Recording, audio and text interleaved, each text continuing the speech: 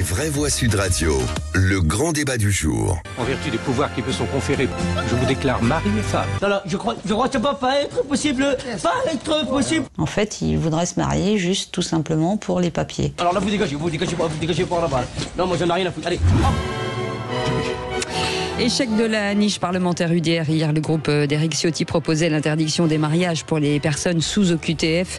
L'obstruction parlementaire a empêché une mise au vote. Le groupe LR de Laurent Wauquiez avait même déserté l'hémicycle. Alors parlons vrai. Est-ce que cette absence est une posture ou une absence de courage politique ?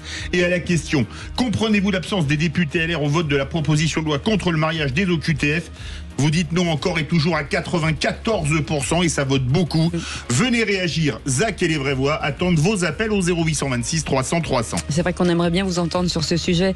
Mathieu Bloch est avec nous, député UDR du Doubs. Bonsoir monsieur le député. Bonsoir. Merci d'être avec nous sur Sud Radio. Philippe Bilger. C'est un sujet sérieux. D'abord, évidemment, dans un monde idéal, les députés devraient être capables de dépasser leur clivage partisans et de voter sur le fond de projet dès lors qu'ils y adhèrent. Deuxième observation, ça n'est pas la première fois que je discute très modestement la stratégie parlementaire des Républicains dirigée par Laurent Wauquiez. Ils se sont abstenus récemment alors que l'augmentation de la facture d'électricité va résulter du vote. Ils s'abstiennent là, ils ne sont pas présents alors qu'il y a quelque chose de fondamental qui doit être voté et on commence à en avoir un petit peu assez, en tout cas tous ceux qui se situent dans le cadre d'une droite conservatrice et vigoureuse devant l'étrange tactique de Laurent Wauquiez. On vote pour les projets auxquels on croit et on ne se livre pas, même si l'Assemblée est riche en manœuvres de coulisses, je crois tout de même que ça scandalise beaucoup de gens. Monsieur le maire. Ouais, moi je suis catastrophé encore une fois de voir ces batailles politiques qui reflètent pas un petit peu ce que le peuple attend, et particulièrement sur cette voie.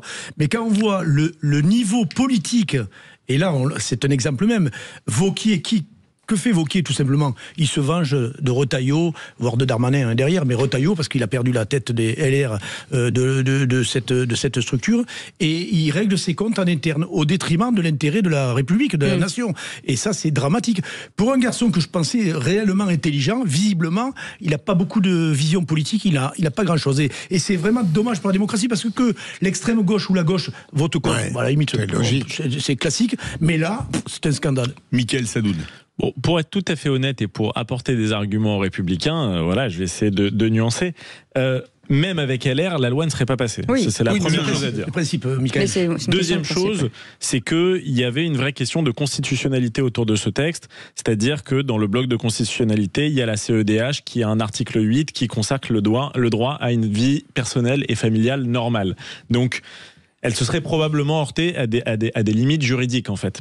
Mais au-delà de ça, juste pour faire un acte politique, évidemment, LR aurait dû être là. Je crois qu'en fait, ils n'ont pas compris le moment politique, LR. Ils n'ont pas compris qu'on avait des chiffres de l'immigration hier qui étaient tombés, qui étaient catastrophiques, j'en parlerai tout à l'heure. Ils n'ont pas compris que Robert Ménard était dans un procès politique qui est insupportable et qui scandalise évidemment une grande majorité de Français. Et la maire de Bourg-les-Valence, puisque SOS Racisme a porté plainte contre elle hier ou avant-hier. J'ai vu ça. Et ils n'ont pas compris surtout qu'ils n'étaient plus les rois à droite. Donc là, en fait, les électeurs de droite attendent du LR solide. Ils n'attendent pas de la Chiraki. Une main qui tremble. De la mollesse. Voilà. Ou une droite molle comme ça, qui ne sait pas trop. Donc je pense que là, LR, ils n'ont rien compris. Ouais. Mathieu Bloch, député UDR du Doubs, on le disait juste avant la pub, pour les maires, en tout cas, je pense effectivement aux deux maires qu'on a cités, c'est une catastrophe, mais à l'avenir, qu'est-ce qu'elle va devenir, cette proposition ? Écoutez, déjà, je voulais rebondir sur ce qui a été dit juste avant, quand vous dites que si LR avait été là, elle n'aurait pas été votée. Alors, il y a deux éléments qui ont empêché la loi d'être votée. C'est cet abattage d'amendements divers et variés déposés par la gauche, qui se sont acharnés à défendre des choses absolument lunaires tout au long de la journée. Cet abattage aurait pu être contrecarré si Monsieur Darmanin avait tenu sa promesse qu'il nous avait fait au milieu de la journée, c'est-à-dire de finir par utiliser l'article 49 44.2 de la Constitution qui lui permettait de faire tomber tous les amendements qui n'avaient pas été étudiés en commission. Donc déjà, on aurait avancé largement et on aurait pu aller au bout du texte. Et vu le nombre qu'on était, nous, l'Alliance UDR-RN, si les LR avaient été au complet, ce qui n'arrive jamais, parce que malheureusement, depuis le début de la mandature, ils ne sont jamais là et on souffre d'une hypocrisie totale de leur côté sur les textes. Vous disiez tout à l'heure qu'il faut effectivement savoir mettre nos intérêts partisans de côté. Je vous ferai remarquer que, par exemple, Laurent Wauquiez a été interrogé hier chez Pascal Praud sur CNews pourquoi ils n'étaient pas là. Il a répondu qu'ils étaient là sur les textes importants, à croire que ce texte-là n'était pas important. Et surtout, il est allé dire un odieux mensonge sur les votes, sur la niche des LR de Mayotte, en disant sur le droit du sol de Mayotte, quand ils l'ont durci, l'amendement est passé grâce à nous, puisqu'on était 94 députés à voter cet amendement, il n'était que 28 LR. En plus, on avait déposé un amendement pour durcir davantage le droit du sol sur Mayotte, ils n'ont pas voté cet amendement, et je vous ferai remarquer que cette loi de durcissement du droit du sol sur Mayotte était aussi présente dans la niche parlementaire du groupe Rassemblement National, et que LR avait voté contre. Incroyable. Enfin, vous savez, moi je suis l'ancien référent départemental des LR du Doubs, donc c'est une boutique que je connais bien, j'ai fréquenté pendant 15 ans avant de partir avec Éric Ciotti. On est parti parce qu'on trouvait que ce cordon sanitaire méditerranéen n'avait plus lieu d'être, qu'on avait compris le rapport de force, c'est-à-dire qu'aujourd'hui on ne peut plus faire sans le Rassemblement National, et plutôt que de jouer le coup d'après au détriment de la France comme le fait monsieur Wauquiez, parce que c'est exactement ce qu'il fait, en se disant peut-être qu'ils vont se casser la figure et moi je jouerai le coup d'après, nous on dit la France elle ne peut plus attendre parce qu'il y a une dernière cartouche à tirer, c'est 2027 pour le redressement national, sinon après j'ai peur qu'il soit trop tard. Mais il a quand même des règlements de compte entre Retailleau et lui, vous l'avouez. Monsieur je ne sais pas si c'est entre Retailleau et lui ou c'est plus Éric Ciotti qui était visé hier pour la niche UDR. Ou moi, les deux. Je pense que c'est plutôt Éric Ciotti qui visait. Parce que, bon, vous savez, il y a 47 députés. Certes, Laurent Wauquiez est président de groupe, mais vous savez comment ça se passe. Il y a un président de parti aux Républicains aujourd'hui. Rien ne se fait sans Bruno Retailleau, soyons honnêtes. Jamais Laurent Wauquiez aurait pu tout seul prendre la décision d'organiser un boycott de la totalité de ses députés sans l'accord de Bruno Retailleau. Ça semble impensable. Déjà parce que dans les députés qui siègent à l'Assemblée nationale groupe LR, certains ont soutenu Bruno Retailleau et auraient dû être là. Je vous rappelle quand même une phrase du président du Sénat hier matin. Demander à un maire qui voit devant lui quelqu'un qui est sous OQTF et à qui on demande de célébrer un mariage au nom de la loi de la République, il y a un côté quasi schizophrénique. Ça, c'est la parole de Gérard Larcher hier matin. Quand vous voyez que les LR ne viennent pas siéger, c'est juste une honte. C'est juste une honte en fait. Vous êtes militant LR, vous avez été militant LR, venez témoigner. Qu'est-ce que vous pensez de leur attitude hier à l'Assemblée nationale? On attend vos appels au 0826 300 300. Allez, 0826 300 300. Hakim est avec nous. Les amis. Oui, sur la proposition de loi. Bon, moi, à titre personnel, je ne suis pas défavorable à ce qu'un homme qui n'a pas de papier en France et qui est tombé amoureux d'une femme se marie. Après, je peux comprendre toutes les réticences. Alors, je vous arrête. C'est pas quelqu'un qui n'a pas de papier. Quelqu'un qui a une OQTF, c'est quelqu'un qui a une obligation de quitter le territoire français. Ce n'est pas la même chose qu'une personne qui n'a pas de papier. Et inculpé pour violence. Voilà, c'est ça. Oui, c'est vrai que s'il était régularisé, il serait peut-être en prison, ce genre de choses. Mais après, moi, j'ai toujours du mal si vous voulez, à regarder dans le trou de la serrure. Mais je comprends tout à fait les débats et les réticences. J'ai aucun problème, surtout que moi, je peux vous dire, j'ai toujours vu ce genre de mariage. Et parfois, je vois la femme se faire rouler dans la farine par un homme qui était malhonnête, qui voulait juste ses papiers. Malheureusement, cette situation-là, elle existe aussi. Mais il y a eu aussi de très belles histoires d'amour.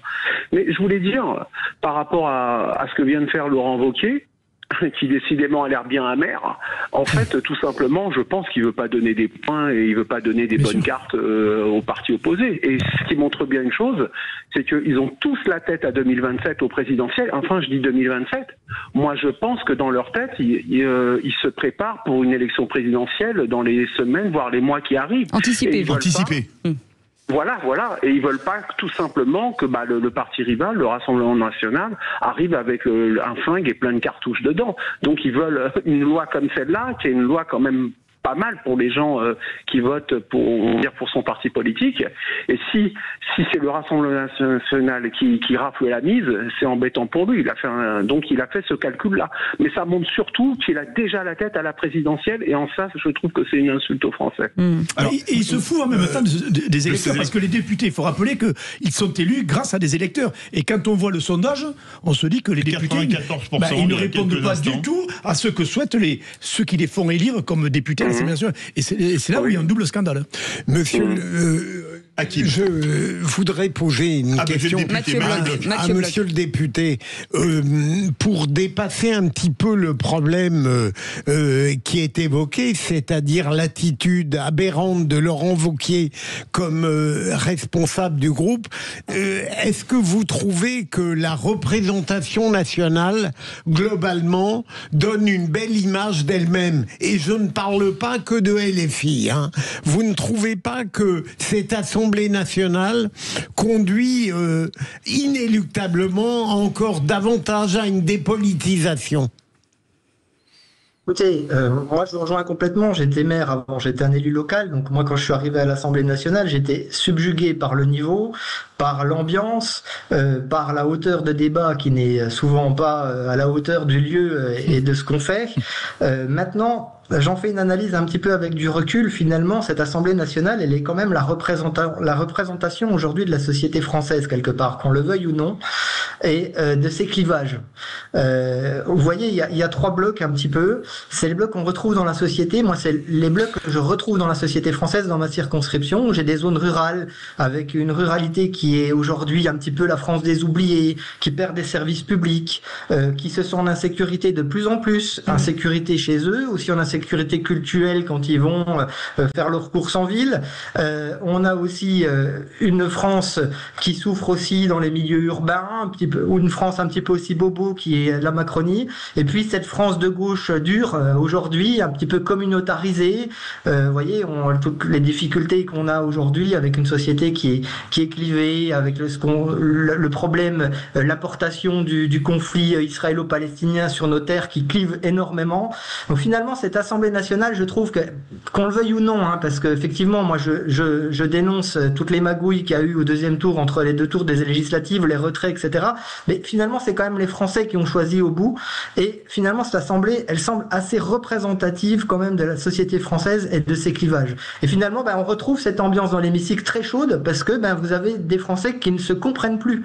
Cette France rurale qui est plutôt représentée par le bloc RN-UDR, cette France très à gauche wokiste représentée par LFI et leurs alliés, et puis ce bloc central qui voudrait être un peu entre les deux, qui navigue un peu à droite à gauche et qui sait plus trop où il va.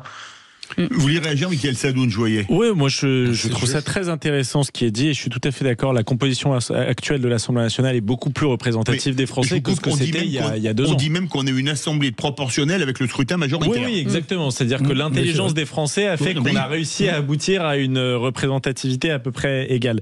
Mais il me semblait important de rappeler autre chose, parce que désolé de vous dire qu'on a un peu tapé sur les LR, mais il faut aussi rappeler qu'Emmanuel Macron avait promis à Robert Ménard dans son débat le 14 mai à la télé qu'il allait faire voter une loi qui interdirait les mariages des OQTF, et qu'aucun macroniste n'a voté pour cette loi. Je trouve ça scandaleux. Idem pour Gérald Darmanin, qui se fait passer pour un gros dur sur les sujets d'immigration, mais qui, dès qu'il a l'occasion de le faire, se cache.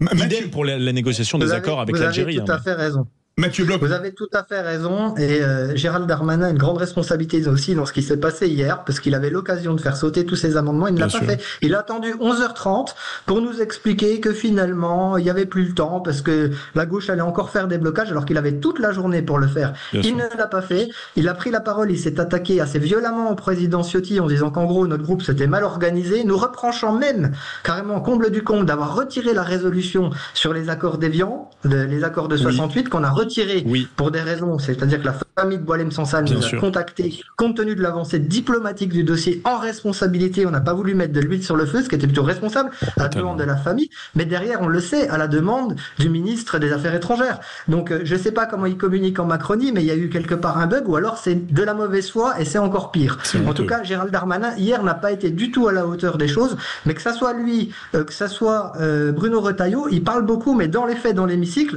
Bruno Retailleau, encore une fois, Macron est le président des Républicains aujourd'hui. On vise Laurent Wauquiez. Vous avez raison de viser Laurent Wauquiez. Mais il n'est pas seul.